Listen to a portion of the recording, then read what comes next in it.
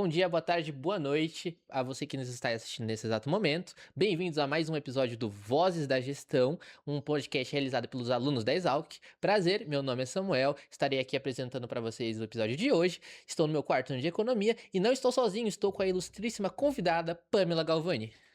Então, muito bom dia, muito boa tarde, muito boa noite. Como bem disse o meu anfitrião aqui, meu nome é Pamela Galvani, eu sou bacharel em Direito, sou especialista em processo penal e sou mestre e doutoranda em políticas públicas pela Universidade Federal da ABC. E eu acho que vou vir falar um pouquinho sobre a minha trajetória profissional aqui com vocês, né?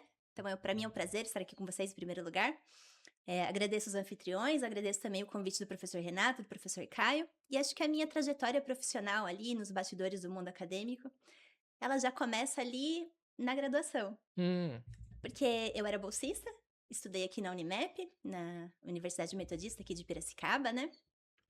E como eu era bolsista, eu deveria prestar 4 horas de serviço para a universidade.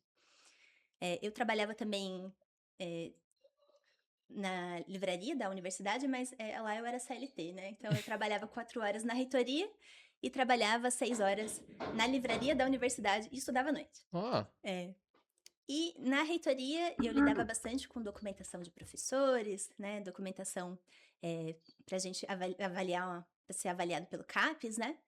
E pelo MEC. E eu acho que nesse período aí eu aprendi bastante coisa que me instigou a cursar uma pós-graduação, porque eu sabia da importância de um currículo Lattes, eu cobrava a documentação dos professores, a minha interação maior era com os professores e também com o pessoal ali do próprio departamento, né, da reitoria, mas especialmente com os professores, eu cobrava bastante documentação deles. uhum. E eu tinha muita vontade de cursar uma pós-graduação. E, né, em algum momento isso veio, mas a gente vai chegar lá. É, quando eu saí da graduação, eu cheguei a trabalhar em escritórios de advocacia, tive alguns problemas particulares que não vêm ao caso e acabei voltando para Rio Claro, né? E na época eu morava aqui em Piracicaba, eu vim para cá para cursar a graduação, eu acabei voltando para Rio Claro. E aí veio a famigerada pandemia, Ah, né? E aí nesse período, a convite de uma professora da graduação lá da Unimep, a gente começou a montar algumas apostilas, né, para cursos, porque ali eclodiu o EAD e a gente explodiu, né? Foi uma febre de EAD, né? Não tinha como a gente cursar as coisas no presencial. E eu comecei a fazer essas apostilas EAD junto com essa professora. E no meio disso veio um convite dela para poder enviar um currículo para uma professora da Universidade Federal do ABC, que tinha uma vaga ali para alguns projetos. Essa professora, ela tocava 6 projetos, né, ao mesmo tempo. É uma caramba. professora ela é uma professora bastante ambiciosa, com projetos maravilhosos, a gente vai falar um pouquinho sobre eles. E eu mandei o meu currículo, fui selecionada e comecei a trabalhar com ela EAD, era, né, meio da pandemia, a gente ainda não havia se encontrado pessoalmente, então eu só a conhecia ali pelo WhatsApp, né, pelo telefone, mas não a conhecia pessoalmente. É, Na época, eu comecei a trabalhar nas revistas acadêmicas dela, primeiramente, né? As 2 revistas acadêmicas que ela tinha, Quais são as revistas? a Contemporâneos e a Contemporartes. Hum, Uma revista, ela é acadêmica, a outra é de difusão cultural. E ela me contratou como editora assistente. ó, Mas eu não consegui ficar só lá no editor assistente, porque, como eu disse, ela tinha 6 projetos em andamento, né? então. E a mão de obra dela era bastante escassa. Éramos eu, ela e mais 2 pessoas, e com o tempo ficamos eu, ela e mais uma pessoa. Caramba, então 3 pessoas para 6 projetos, então. Pois é, 6 projetos. Aí, logo ela já me passou para especialização também, para trabalhar com os cursos da especialização. Ela coordenava na época, né, o curso de especialização em Educação e Direitos Humanos. E coordena ainda o Africanidades. Logo depois ela encabeçou outros projetos de extensão também, como o Capoeira e também um curso de graduação para que a comunidade pudesse ingressar no mundo acadêmico, um projeto muito bonito, aliás. E aí, nesse curso da pós-graduação, né, de especialização, a gente trabalhava com um sistema chamado Tidia. Que dia? Tidia, é uma versão super antiga, hoje em dia a gente tem o Moodle, tem o Ava, né, mas o Sim. Tidia era péssimo, porque eram 300 alunos, mais de 300 alunos, E aí o Tidia me dava, assim, atividade 1, atividade 1.1, atividade 1.2, de 300 alunos, e eu tinha que colocar tudo isso em uma tabela para a gente poder verificar se o aluno estava apto a passar pela banca de avaliação, né? Uhum. Então, acho que foi o meu primeiro contato com os alunos também, porque eu tinha que entrar em contato com eles. Até aquele momento eu só conversava com professores na graduação, né? E com o próprio sistema administrativo da reitoria, não trabalhava com os alunos, né? E ali foi meu primeiro contato com alunos, professores e uma coisa mais expansiva. E aí depois eu fui para esse mundo da extensão também, né? Que para mim também foi uma novidade, eu não conhecia as atividades de extensão, não, pelo menos não a parte de trás, né? Eu cursei algumas atividades de extensão, mas não nos bastidores. Uhum. E lá a gente tem um arcabouço diferente, né? Lá eu aprendi desde a montagem do curso, do seu início, da sua programação, até chegar na versão do aluno, né? A gente, para poder alcançar o público-alvo de uma forma um pouco mais eficaz, a gente participava da Coordenadoria de Igualdade Racial, lá do ABC, né?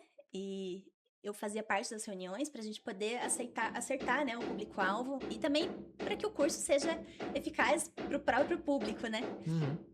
Que a gente pretendia alcançar. Nessa época aí, quando eu ingressei lá com essa professora, eu ainda não cursava a pós-graduação, em 2022, né? Mas eu ainda tinha aquele desejo latente de cursar a pós-graduação, e eu queria muito. E aí eu falei, por que não, né? Abriu a pós-graduação em políticas públicas, vou prestar, vai que eu passo. É. E passei, né? Grau? E aí eu fui contar para essa professora e a gente achou que talvez não desse conta de fazer a pós-graduação, mas deu tudo certo, né? Deu. Junto com o trabalho que eu fazia, ela falou assim, ótimo, você passou, então eu vou trazer você para Santo André. E aí eu fui de Rio Claro, mudei para Santo André, eu já morei em 19 casas diferentes. Em cidades diferentes também. Em cidades diferentes, e aí eu mudei para Santo André e fui trabalhar no campus de Santo André da Universidade Federal do ABC. Lá, ela encabeçando esses 6 projetos, e aí eu realmente fui fazer parte dos 6 projetos de uma forma um pouco mais efetiva, né? Da montagem, a conversa com o aluno, conversa com o professor, documentação, a gente foi editar uma coisa que eu nunca tinha mexido, né? A gente foi fazendo tudo que tinha direito, ela foi me passando. Porque em algum momento nós éramos em 4, uma pessoa saiu e nós ficamos em 3 ali tocando 6 projetos. Nossa. E era um caos, até pra gente poder angariar verba para poder pagar bolsistas, né? Para poder pagar mais tutores, para poder pagar mais professores. Mas a gente sabe que no mundo acadêmico tudo é possível e a gente Sempre dá um fazia dar jeitinho. certo. A gente fazia dar certo. E eu vim com essa professora até dezembro de 2025, agora. Uhum. E agora eu estou dedicação exclusiva do doutorado. Agora é doutorado só. Eu também oriento alguns alunos na Univesp, né? Mas eu sou bolsista CNPq, a CNPq permite esse acúmulo, né? Então, estou só nessas duas vertentes no momento. Agora Só nessas duas vertentes o no doutorado momento. deu uma acalmada, né? Deu aquele alíviozinho. Agora tá mais calmo. Deu. E no final do mestrado eu ainda quis passar o doutorado, né? Como se não bastasse, quem sabe aí um dia ou um pós-doc, né? Um pós-doc, ó. Não era uma coisa que eu tinha latente. Estava conversando com o professor Renato aí agora, porque não era uma coisa que eu tinha latente, mas ele plantou a sementinha ali do pós-doc, quem sabe? Ô, louca, pós-doc aqui. Não. Um pós-doc aqui. Oh, quem legal. sabe? Maneirinho. Com ele me orientando, vai saber. Seria muito bom. Você apareceria aqui mais uma vez como convidada. A gente atualizaria tudo que a gente vai conversar hoje. É Seria verdade, muito né? bom. Pra gente ver o que vai acontecer lá no futuro. Exatamente. Então, Pamela, a questão é, tipo, como você escolheu a vida acadêmica? Por que você escolheu ela? Parece que você sempre teve isso muito bem claro, que você queria a vida acadêmica. Por que não a privada? O direito é um âmbito que o pessoal quer advogar, né? O direito, ele tá no meu coração e eu acho que em algum momento vai ser natural voltar pro direito, talvez concursada. Mas o mundo acadêmico realmente é o que me encanta, é o que me brilha os olhos, né? Tanto o mundo acadêmico como a pesquisa. Pesquisa eu tenho uma paixão muito grande e depois talvez eu possa comentar um pouquinho sobre os meus projetos, né? Uhum. Sobre os meus projetos com o meu professor, com o meu orientador. Mas eu realmente via a documentação dos professores, eu via os trabalhos que eles estavam ali desenvolvendo e eu queria muito cursar uma pós-graduação. Porque em algum momento alguém convence a gente da vida, né? Alguém convence a gente que aquilo não é pra nós. E eu escutei muito isso, desiste, isso não é pra você, isso não é pra gente como você, eu escutei. E a pessoa Caramba. estava se referindo ao fato de eu ser mulher. É. Nossa. Mas eu realmente queria muito, e eu achava que eu podia desenvolver os meus trabalhos, eu achava que eu tinha mais para poder oferecer, eu achava que eu tinha muito mais para pesquisar, eu achava que a graduação não era suficiente, eu queria extrapolar. E acabei indo para a vida acadêmica. E realmente eu acho que os bastidores, como eu já conhecia, também acabou sendo alguma coisa natural de Uhum. acontecer o convite, né? Dizem que a gente não precisa correr atrás das coisas. Se a gente cuidar do nosso jardim, as coisas acontecem. E realmente Sim. aconteceu com bastante naturalidade. Eu recebi um convite, acabei enviando o currículo e fui aceita.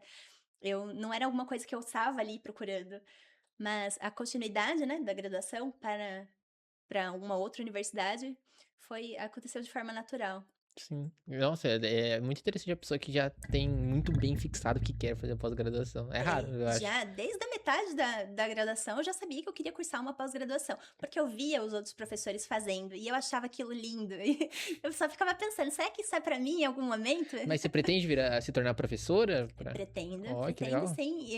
Eu faço essa orientação dos alunos da Univesp e eu acho que isso já é um grande treinamento. E mesmo no doutorado a gente tem o próprio estágio doutoral e a gente acaba ficando à frente da sala de aula com os alunos e acaba, né, aquele Que- amor surgindo, aquele Aquele, desejo surgindo, aquele prazer por ensinar aquele também. prazer por ensinar, de estar com os alunos, Sim. de realmente passar alguma coisa adiante, porque é uma via de mão dupla, né? E a gente aprende com eles, passa alguma coisa para eles, e eu acho essa troca muito prazerosa. E o professor universitário tem que saber muito bem conciliar essas duas coisas, né? Tipo, a pesquisa e o ensino também, né? Então você tem que gostar dessas Exatamente. duas coisas. E eu sou fascinada pela pesquisa, porque no meu mestrado, o meu orientador ele me convidou para participar de um projeto dele. Uhum. Eu utilizo dados do projeto dele. Aliás, Ivan, um abraço, obrigada por me permitir participar do seu projeto. O Ivan, ele trabalha, é um dos coordenadores do o Brasil, as Américas e o Mundo, que é um projeto coordenado pela Maria Hermínia Brandão Tavares, que é um grande nome na política externa. O Brasil, as Américas e o Mundo é um braço do Las Américas. O Las Américas está lá sediado no México. Sim. E ele analisa a política externa na América do Sul. E o Brasil, as Américas e o Mundo analisa a política externa aqui no Brasil. E dentro do Brasil, as Américas e o Mundo, eu trabalho no Observatório de Política Externa, fazendo a coleta e análise de periódicos, dos principais periódicos brasileiros. Eu ajudei a compor esse banco de dados, adoro fazer isso, né? Adoro essa parte da pesquisa em si, da pesquisa aplicada. Uhum. E utilizo esse banco de dados na minha pesquisa do mestrado. Eu analisei a inclinação desses periódicos com relação à nossa política externa brasileira, especialmente nos períodos do Bolsonaro, do Lula, da Dilma e do Temer. E agora no doutorado, a minha ideia é aprofundar isso e trazer isso para as políticas climáticas, que é uma das vertentes que o projeto dele abarca. Inclusive, ele está lá em Illinois, fazendo um trabalho muito bacana, muito bonito, em cima desse banco de dados, em cima dessa pesquisa. Esse foi seu projeto de mestrado, então. Isso. E E- agora no doutorado eu vou trabalhar com as políticas climáticas, com o nossa, mesmo banco de dados. que legal. Essa questão do estudo de políticas externas. Quais políticas externas, mais ou menos? Isso ficava nessa vertente ambiental mesmo. Climática, né? Agora, no doutorado, sim. No mestrado, o que eu falei, eu analisei, né, a inclinação dos principais periódicos brasileiros. A gente trabalha lá com a Folha de São Paulo, o Estadão, Valor Econômico, Gazeta do Povo. E tem mais um que agora eu não sei se eu vou me lembrar. Acho que o Globo. Uhum. E a gente faz a coleta e análise de artigos de opinião pública. Olha. Já tem mais de 4.000 artigos cadastrados. Eles desenvolvem esse projeto desde 2014 com financiamento pela FAPESP. Agora eles estão meio adormecidos porque o financiamento Uma maneiradinha. deu uma cortada, na verdade. Corta pra mim. Deu uma cortada, mas vai voltar, né? A ideia é que agora a gente traga esse financiamento de volta e continue a pesquisa, porque eu pretendo continuar a coleta, especialmente agora do governo Lula, pra gente poder analisar esse período aí. Eu consegui pegar 10 anos de análise, porque o projeto começa em 2014, então eu peguei 4 4 mandatos, né? Aham. Dilma, Temer, Bolsonaro e Lula, 4 cenários completamente diferentes e foi muito Então interessante você fez poder uma analisar análise bem, tudo isso. foi uma análise comparativa entre os 4 também. Entre os 4 mandatos, foi muito interessante. A gente tá quase entrando num campo bem polêmico. A Mas- gente abafa, não tem problema. Não, mas aqui é um lugar de polêmica mesmo. Voz da Gestão é pra isso. E a gente pode entrar nesse mérito aí. Tudo Que bem. também é uma base técnica, uma base de pesquisa. Então é uma verdade quase absoluta, né? Então, um dos achados que nós encontramos durante a minha pesquisa do mestrado é que houve uma inclinação bastante neutra, por incrível que pareça, no período de impeachment para o governo da Dilma. Uhum. Bastante neutra dos periódicos, bastante ostensiva no período do Bolsonaro. No período do Lula, a gente não conseguiu avaliar tanto, porque os dados vêm até 2023, era o começo da pesquisa dele, por isso que a minha ideia agora é finalmente concluir o mandato dele e a coleta, né? Sim. Mas ela começou positiva. Vamos ver se vai se manter nesse foco. Nesse sentido, tipo, como você, no Bolsonaro você falou extensiva?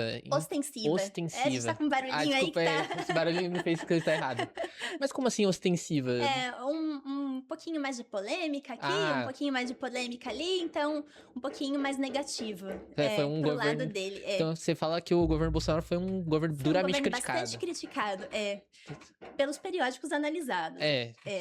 Você analisou os principais periódicos dos... São periódicos que já são previamente selecionados pelo projeto Brasil, as Américas e o Mundo.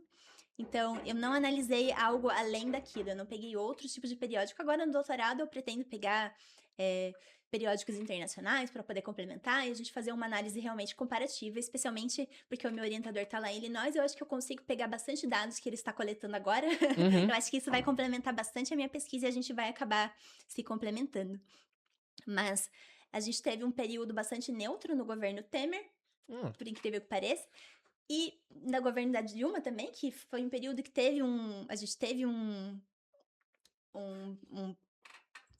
teve um impeachment, né? Então, a gente espera que seja um período um pouco mais negativo, mas não, ele foi um período de Bem escrita estável. bem neutra, bem estável. Uhum. Isso pelos periódicos analisados, tá? Pelo recorte que eu tinha. E o governo Lula foi um período aparentemente positivo ali no seu começo. A gente não sabe se vai se manter, porque eu tenho dados de 2014 a 2023 para poder fazer essa análise. Ah, então realmente 2024 pra frente não tá tão bem estabelecido. Não, porque daí foi quando a gente perdeu o financiamento. Então, saquei.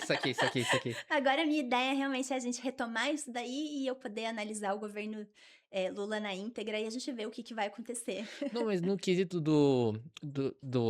da dura crítica com o governo Bolsonaro, você acha que foi tão intensa por quê, assim, da inclinação que você analisou?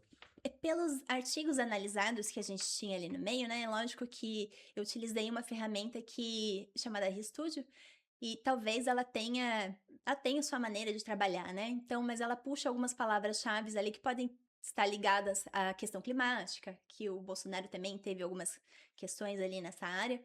Pode ser relacionado à pandemia, que a pandemia para ele foi um período bastante complicado, né? Então, esses periódicos em si tiveram bastante críticas a esse departamento. Com certeza. A esse mandato em si. Entrando no demérito de, agora, liderança, né? Que questão, você analisou, claro, fez várias análises da política pública e afins. O que se classificaria um bom líder pra você? Um líder público, um líder no geral, assim. Um líder no geral? É. Aquele que escuta os seus liderados. Liderados. Porque eu acredito que qualquer coisa que a gente faça na vida tem uma via de mão dupla. Sim. É uma via que vai e volta. Então, ninguém sabe tudo. Aprender a escutar, né? A gente tem que aprender a escutar. A gente não sabe exatamente tudo o que tá acontecendo, a gente não sabe o que se passa na cabeça do outro, a gente não sabe se a pessoa tá tendo um bom dia. Então, escutar os seus liderados. E outra, aquele que tá sendo avaliado, ele também tem alguma coisa pra avaliar em nós. Uhum. Aquele que tá sendo criticado, ele também tem alguma coisa pra criticar em nós. Quando a gente aponta pra alguém, tem 3, 4 dedos apontando pra nós. Essa é clássica. Exatamente.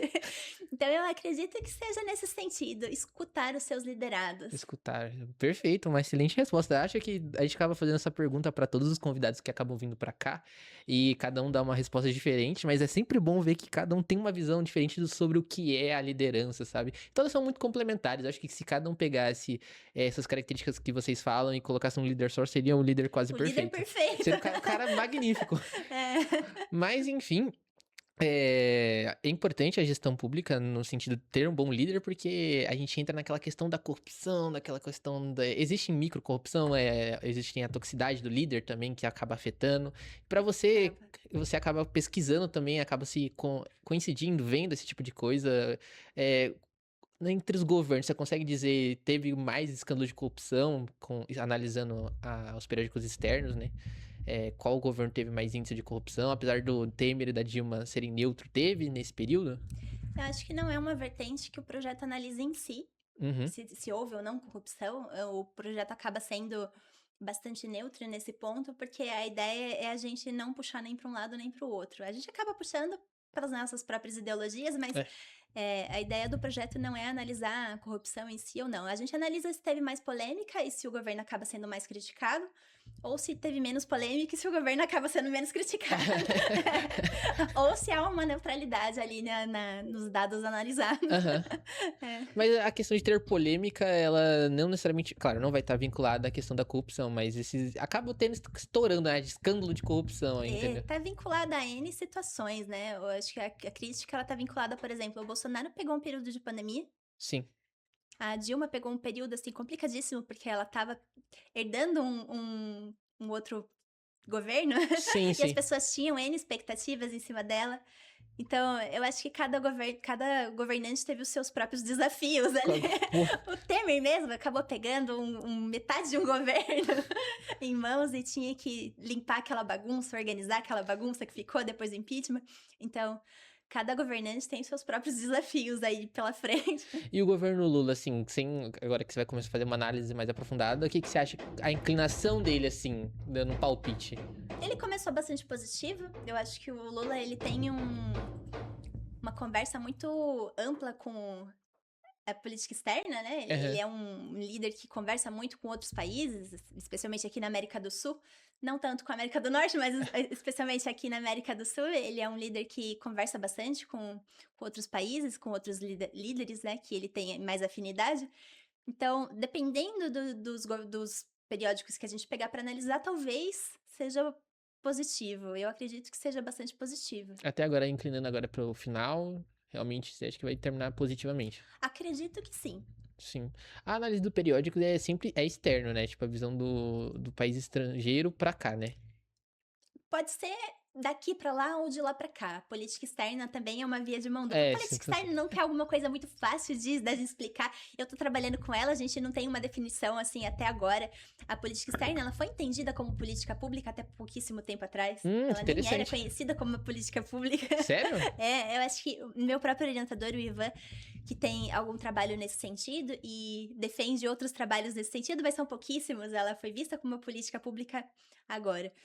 Então, realmente, também é uma via de mão dupla. Nós para outros países e de outros países para nós. Pra nós. É. Mas nesse aspecto é daqui de lá pra cá, do Brasil. Nesse aspecto, como nós estamos trabalhando com periódicos brasileiros, é a nossa própria política externa. Ah, entendi. Mas o Las Américas, que é um braço maior ali, a nossa projeto mãe, Sim. que estuda a América do Sul, tem uma outra visão aqui da América do Sul em si, né? Entendi. O Brasil, as Américas e o Mundo, que é esse braço do Las Américas, trabalha a política externa brasileira. Ah, que legal. É. Nós O... estamos alocados ali no Centro Brasileiro de Análise e Planejamento, lá em São Paulo, na Vila Mariana, SEBRAP. Sim. Falando dos 6 projetos que você acabou trabalhando também, né? Do que eles se tratavam?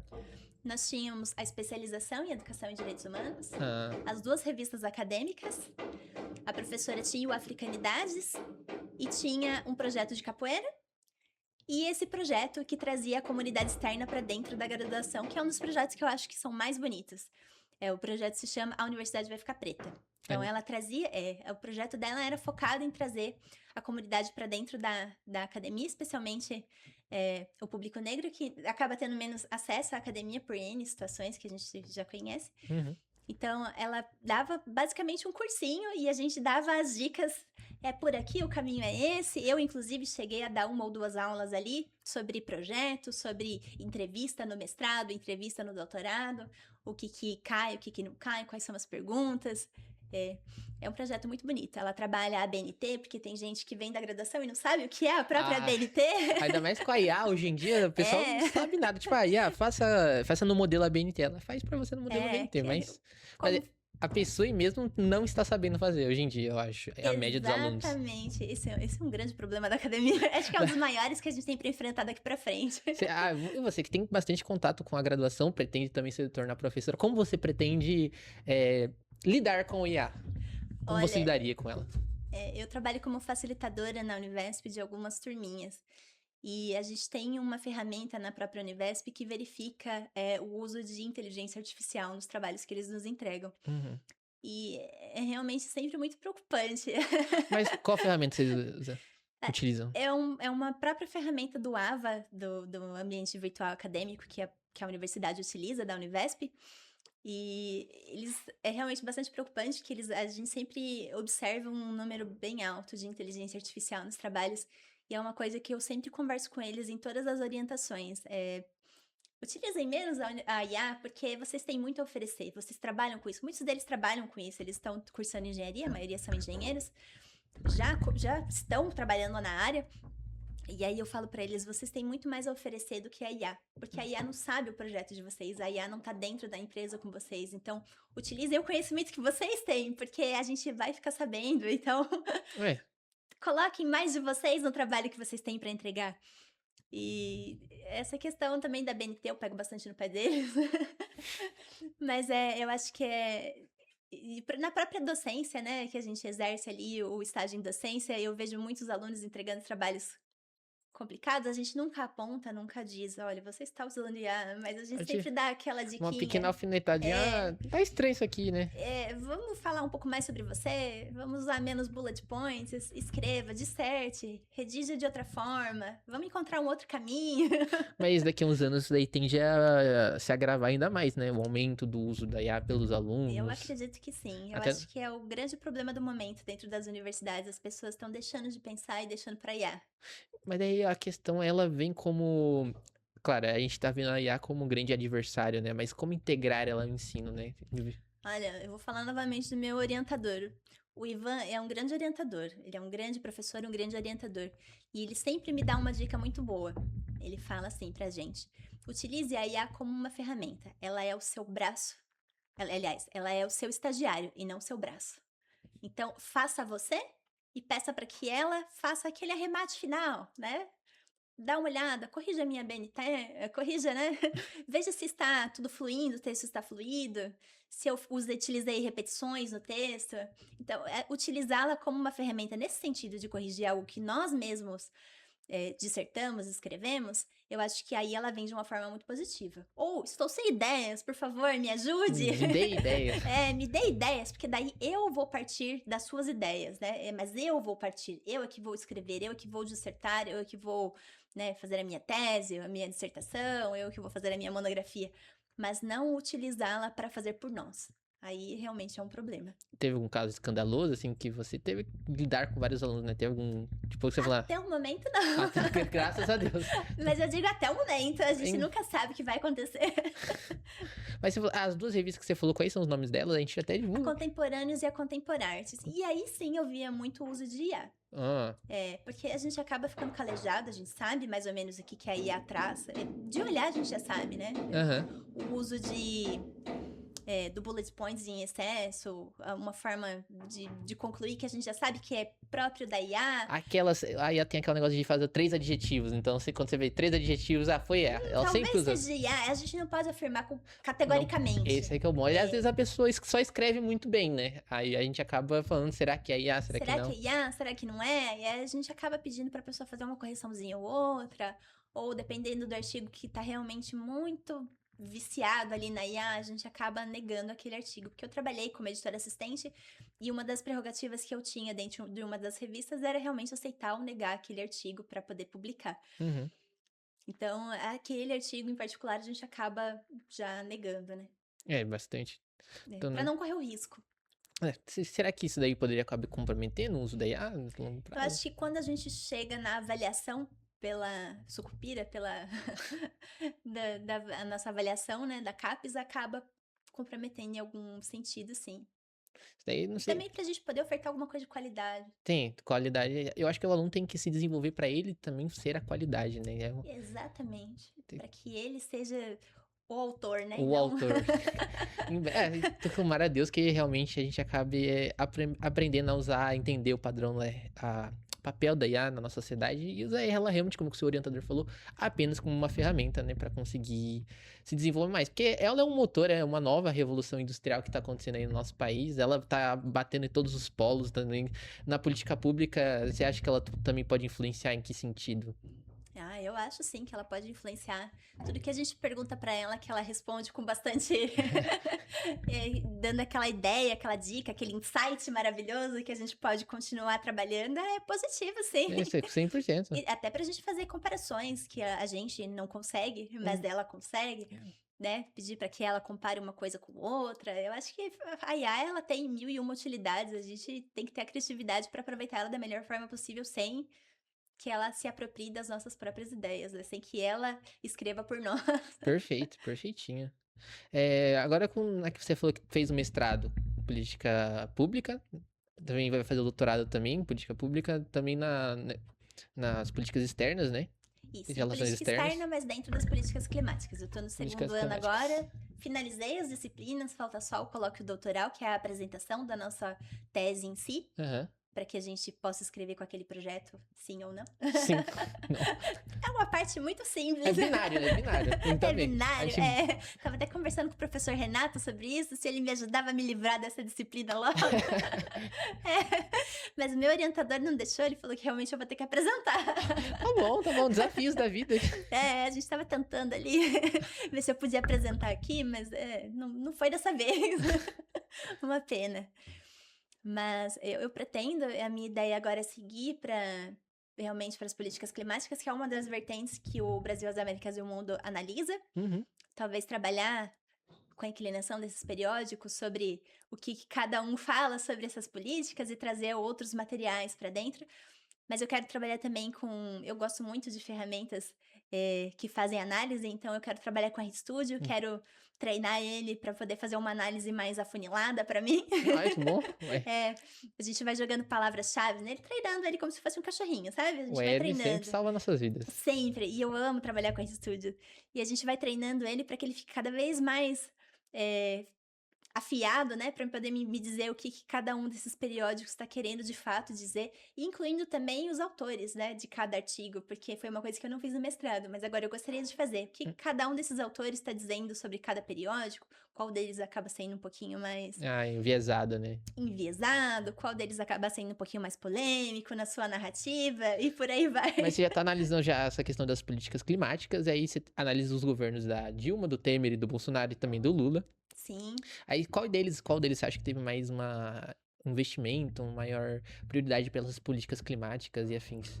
Eu acredito que a gente teve um retrocesso, talvez, no governo Bolsonaro e um avanço ligeiro nas políticas do Lula, mas eu também não posso afirmar isso de forma categórica, é da minha Ah, visão, sim. pelo que eu vejo no noticiário, pelo que a gente analisou até agora, mas até sair o resultado da pesquisa, eu acho que a gente tem esse enviesamento aí, Lula-Bolsonaro. De novo, uma coisa meio binária que acontece no Brasil. Hoje em A dia, gente tem um não sei. país bipartido, né? É um país Infelizmente. polarizado que nem o José Machado que foi o último. Polarizado, cada vez mais polarizado. A gente tem dois fenômenos que surgiram aí na pandemia, que é o lulismo e o bolsonarismo. Então, como você acha que essa polarização afeta a sua pesquisa, né? Já que você vai lidar com essa questão dos periódicos e eles trabalham com essa questão de estar E polarizado como no são Brasil. artigos de opinião, Aí, tipo assim, eles vão brincar mais com essa ideia. Tipo, Bolsonaro e exatamente. Lula são. Algumas pessoas veem eles quase como semideuses, né? Então a gente acaba tendo essa questão, né? Esse é um ponto. E por isso que dessa vez eu gostaria de trazer os autores para dentro da minha pesquisa. Uhum. Porque trazer só os periódicos em si, a Folha fala isso, o Valor Econômico fala isso, eu acho que não é só isso. A gente tem autores que acabam sendo mais ferrenhos. Uhum. Então, eu acho que vamos dar nomes aos bois. Então, Sempre. vou falar, esses autores acabam sendo mais enfáticos nesse ponto e trazer artigos de fora, artigos do exterior que não estão vinculados ao Brasil, às Américas e ao mundo, mas que eu acho que podem ter uma visão diferente sobre o nosso país. Então, É. trazer uma visão brasileira, mas trazer artigos do exterior também. A gente escolher periódicos ali que o meu orientador está lá trabalhando. Assim, é que a gente ouve vários relatos que, tipo, o brasileiro, ele costuma, tipo, piorar mais o Brasil do que o estrangeiro vê. Tipo, o estrangeiro vê o Brasil. O brasileiro falou, não, o Brasil está É a horrível. síndrome do cachorro vira-lata. A síndrome do cachorro vira-lata. Então a É, gente acaba tendo isso e a gente trabalha. Os periódicos trabalham, né? Como você falou, é um artigo de opinião e é, os caras querem Ibope, né? Então vamos trabalhar com o que temos. exatamente. É. Trabalhar com artigos de opinião, eu acho que sempre vai ser um desafio nesse ponto, Uhum, porque a gente vai sempre ter a visão subjetiva do autor, uhum. e realmente é subjetivo demais até. Acaba sendo o menos acadêmico possível, então cabe a mim, como pesquisadora, fazer a parte acadêmica e separar o joio do trigo. Sim, sim. Tentar dar uma certa neutralidade e só ali nas conclusões a gente puxar ali porque a gente acha ou deixa de achar. Até no nosso artigo vai colocar um pouquinho da sua opiniãozinha, né? Só um pouquinho, só. Talvez ali nas conclusões, que é onde não afeta tanto, mas deixar os dados o mais neutro possível, falando de fato com o que cada autor trabalha, o que cada periódico trabalha. E eu acho que trazer essa visão de artigos de fora vai trazer uma pimentinha aí pro nosso trabalho. Ah, você falou sobre o achar, né? Filtrar pelos autores. Mas essa questão das revistas, né, desses periódicos estarem tipo, eles estão, tem deles que são muito enviesados, tipo assim, o cara ele só vai falar bem da Dilma e nunca falou mal, o cara vai falar só bem do Temer, não falou mal, do Bolsonaro, e Lula e afins. Tem revistas muito enviesadas? E se sim, pode dar nome, se não puder, tudo bem? Sim, e é uma das razões da gente ter trazido o Gazeta do Povo por último, porque nós trabalhávamos no projeto com artigos que eram bastante pró-Lula, bastante pró-PT. E aí o Gazeta do Povo, ele é um artigo, ele é um periódico que vem trabalhando com uma outra mão, né? Ele é um artigo, é capcioso dizer isso, mas ele é um artigo um pouquinho, ele é um periódico um pouquinho mais bolsonarista, né? Então, Hum, a gente trouxe ele para fazer essa quebra. Eu acho que uma coisa que a gente tem que lembrar aqui também é que a gente está trabalhando com um recorte. Então, são 5 periódicos, né? E são 5 periódicos que, em sua grande maioria, são pagos. Então, não é toda a população que tem acesso à leitura mas você desses essa periódicos. democratização. Então, o público dele é um público X. Então, quando a gente fala assim de visão do Brasil sobre a política externa brasileira, eu estou falando desses periódicos em si que afetam o público X. Entendi. E por que eu estou trabalhando com esses periódicos? Que é um projeto do meu orientador. Ivan, obrigada pela participação do seu projeto, obrigada por me permitir participar do seu projeto. Mas eu acho que realmente a gente trazer novos periódicos vai trazer essa pimentinha, vai trazer o que eu acho que falta pra gente melhorar essa análise e não deixar ela tão enviesada como você tá dizendo. É uma questão até da polarização, né? Tipo, a pessoa que ela não vai gastar dinheiro pra ver um periódico que fale mal do semideus dela, né? Ele vai falar Daquele só. político de estimação. Ela vai falar, não, vou ver essa a Gazeta, você falou Gazeta do Povo. A Gazeta do Povo, nossa, eu vou ver, eu só quero ver coisas boas do Bolsonaro, vou pagar a Gazeta do Povo.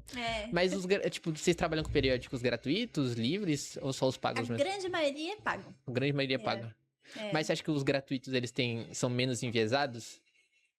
Eu acho que depende do periódico. Depende também. Depende do periódico. Entra esse balaio inteiro, né? Entra nesse balaio, Nossa, interessante. Mas tem um banco de dados aí desde 2014, são mais de 4 mil artigos analisados, é um banco de dados muito rico. Caramba, eu acho que dá pra gente tirar muita coisa boa dali de dentro. Sim. Então, não tem por que não trabalhar com esses artigos agora, mas arrastar mais coisas pra dentro eu acho que agrega muito. Sim, sim.